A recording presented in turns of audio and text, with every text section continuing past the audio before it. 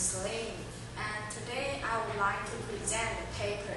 The topic is about the effect of cooperative learning on the acquisition of second language rules and mechanics. Rule and mechanics is about English language grammatical rules. And this paper was written by Gap and Yet in 1998. And I divided this paper into 4 parts, including introduction, methodology, result, and finally it's my reflection. And today my presentation will take you about 50 minutes. And if you have any question, you can ask me after my presentation. In 1998, Guess and Yet indicated that the past few years have been productive in scholarly advocating the use of cooperative learning in the second language classroom. And Olson and Cockburn in 1992 said that cooperative learning have 3 major benefits. The first one is to provide a richness interaction among students, and the second one is to address language learning and language learning development with organization framework. The third one is to provide more opportunity for individual instruction.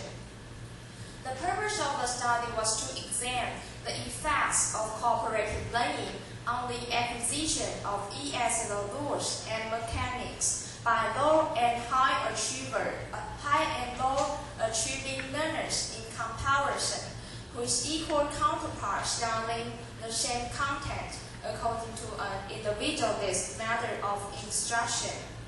Here are 3 research questions about this research. The first one is there a general effect of the participants' level of achievement on their acquisition of ESL rules and mechanics?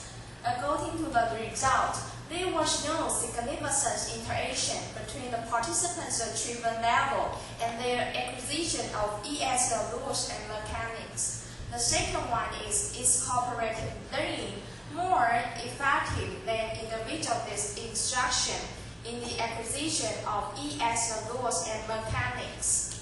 The overall effect of cooperative learning was at least equal to that of individualist instruction in helping ESL learners acquire the rules and mechanics.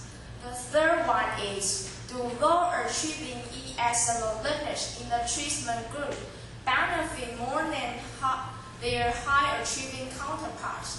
And if so, are the relative gains met at the expense of the high achievers in the same group?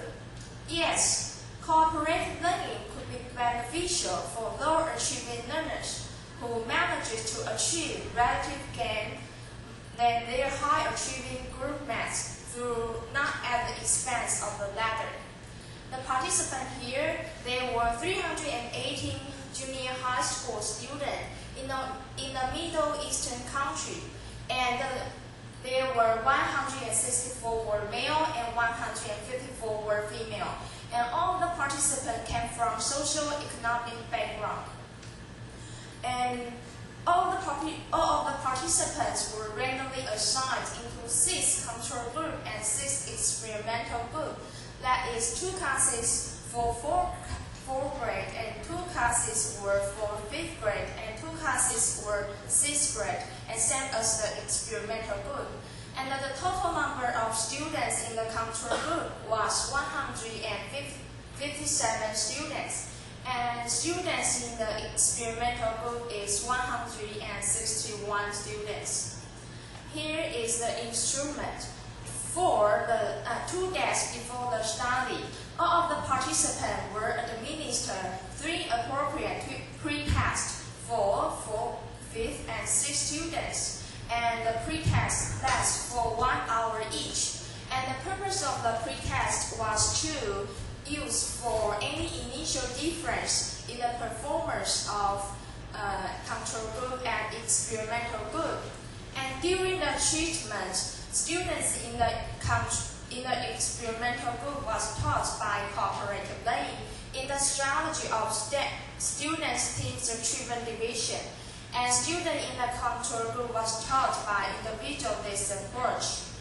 And the researcher visits every week during the period of experimentation, and after the study, all the participants also administered post-test for 4th, 5th, and 6th students.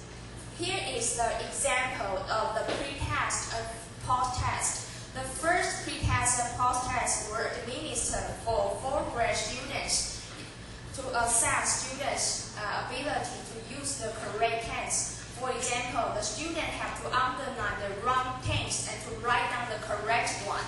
And the second pre-test and post-test were administered for 5th grade students to assess students'